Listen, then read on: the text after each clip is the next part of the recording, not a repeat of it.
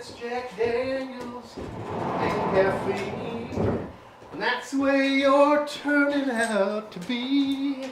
Whoa, slow down. Too much coffee? Never. Hey, glad you're here. Let's talk about photography.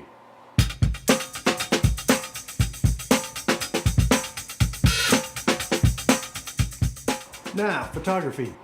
I'm no Ansel, Georgia O'Keeffe, Salvador Dali, but I do know a thing or two about photography. So, what do we need to take great photos? First, we need a camera. Second, we need good lighting. Third, a stinky cigar. We need a way to hold the camera still, like a tripod or something.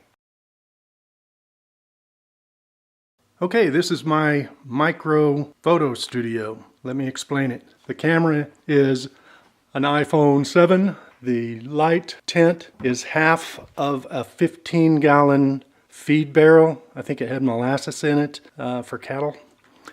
And then I have a light with a plastic, an opaque or translucent piece of plastic to diffuse the light.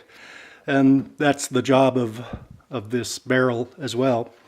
And then I just have a backdrop. I use black backdrops for all of my photos. If you would like to see how this looks on a slideshow, you can look at my portfolio video.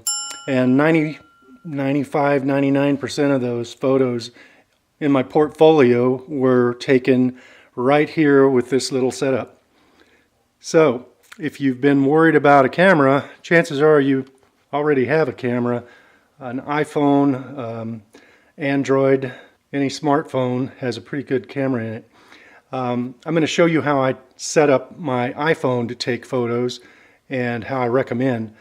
What I have here is always take your photos in landscape mode unless you're taking them for Instagram. If you're on the grams, then you would want to take them in a portrait mode. The way that I'm set up here, I hope you can see, is no flash. Very important. You don't want to flash. When you're taking photos of anything that's shiny, like jewelry, and in this case we're taking a photo of a horseshoe, how appropriate. So we don't want to flash. Never use your flash. Then, focus. This is high dynamic range. HDR stands for high dynamic range. And essentially what that does on an iPhone is it takes a series of photos that overlap and it gives you richer textures, deeper shadows. It really will improve the quality of your images if you're not moving and the subject that you're photoing, in this case a piece of jewelry, is not moving. Don't ever try to use high dynamic range for a moving object. The other setting that I highly recommend is to put a timer on your photos, because when you press the button to take a photo, there's going to be a little bit of shimmy, a little bit of vibration, even though I have a good tripod here. I have several tripods. Most of them have this quick release. I'll show you in a minute. I'll have to put this camera on a tripod to be able to show you. But that allows me to quickly change between my nice camera, and which is the camera I do video with, and my iPhone, which is the camera I do most of my photos with. Let's take a photo or two here. I'm all set up, except my exposure's not right, I can tell. I like a dark exposure.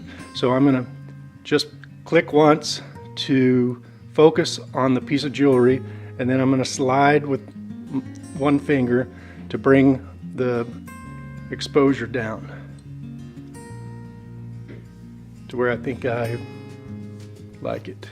I'm going to zoom in with two fingers. You might have to do this 2 or 3 times to get it just the way you want it.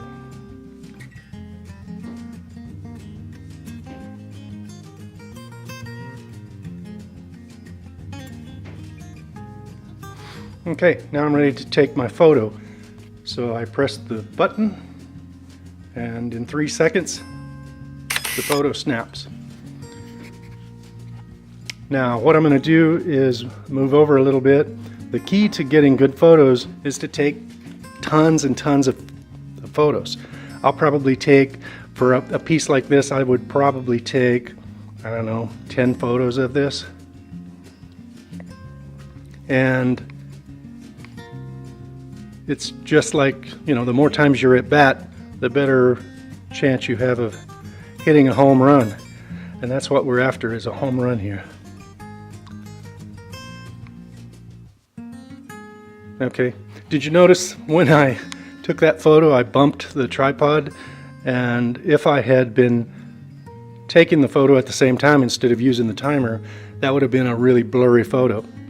So it's just this simple.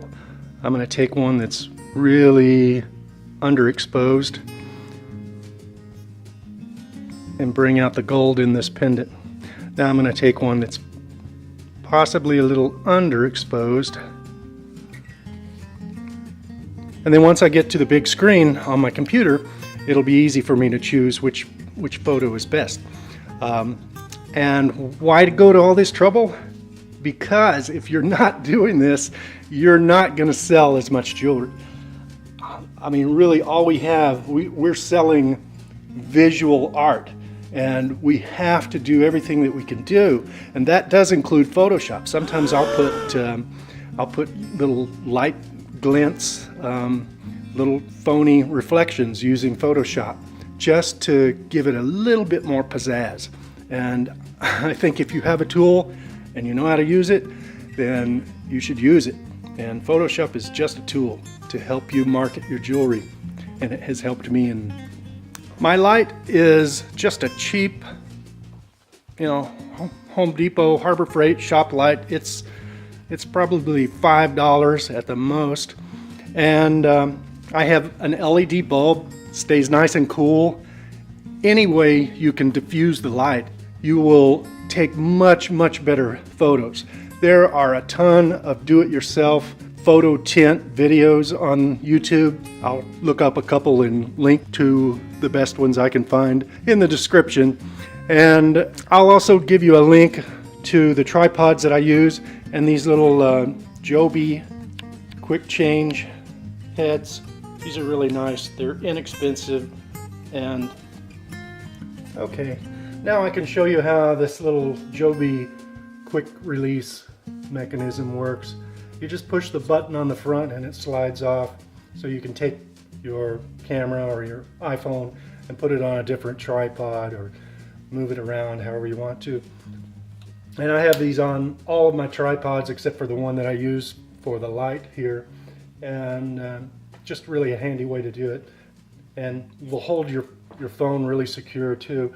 This is a Mi Photo iPhone holder, but you can get the Joby attachment to be able to quickly set it up. This is the same iPhone set up using the Joby head on a miniature tripod, also a Joby.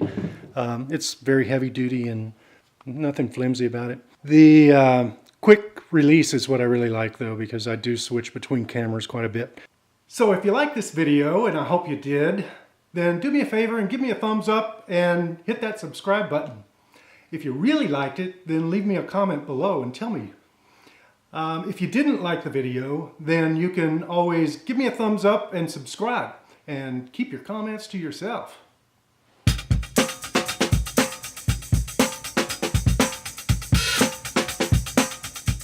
If you don't use an iPhone, what the hell are you thinking? You know, that's a life choice. I'm not here to judge. I don't think there's anything wrong with that. But I can't help you. I don't know how Android phones work. I just have no experience using an Android. So, I mean, really, bless your heart.